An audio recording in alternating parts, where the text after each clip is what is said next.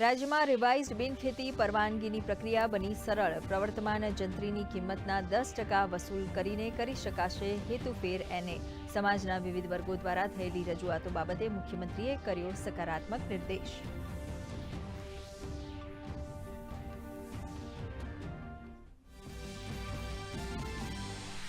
સાબરકાંઠામાં 800 metric ton દાણ ઉત્પન્ન કરવાની ક્ષમતા ધરાવતા પશુ આહાર પ્લાન્ટને મુકાયો ખુલ્લો. આ સાથે પ્લાન્ટની દાણ ઉત્પાદન ક્ષમતા દૈનિક 1800 મેટ્રિક ટન વધી.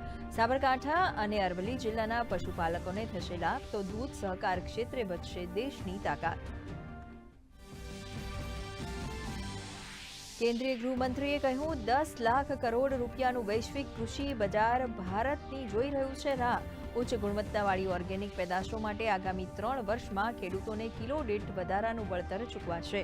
ડેરી પ્રશિક્ષણ કાર્યક્રમમાં પ્રાકૃતિક કૃષિ પ્રશિક્ષણને સામેલ કરવાનું ગૃહમંત્રીનું સૂચન.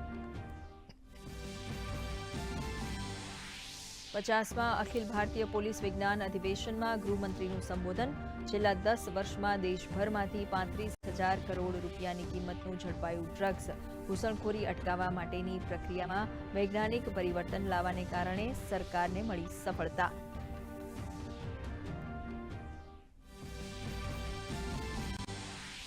ખ્યાતિ હોસ્પિટલ મામલે તપાસનો ધમધમાટ. ક્રાઇમ બ્રાન્ચ અને યુએન મહેતા હોસ્પિટલની ટીમે ખ્યાતિ હોસ્પિટલ ખાતે કરી તપાસ, તો વડોદરાની સનશાઇન, અમદાવાદની નારીત્વ સહિત કુલ 7 હોસ્પિટલોને પીએમજેમાંથી કરાઈ બ્લેકલિસ્ટ.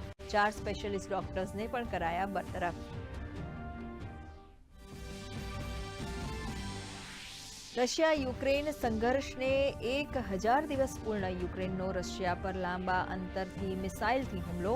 વળતા પ્રહારની રશિયાની ચીમકી. વૈશ્વિક સંકટને પગલે ભારતીય શેરબજાર ઉપલા સ્તરેની તેજીથી સરકીને સામાન્ય વધારા સાથે બંધ.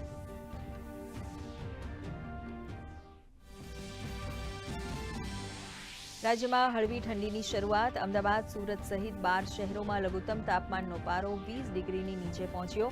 13.8 ડિગ્રી તાપમાન સાથે નર્મદા સૌથી ઠંડો જિલ્લો.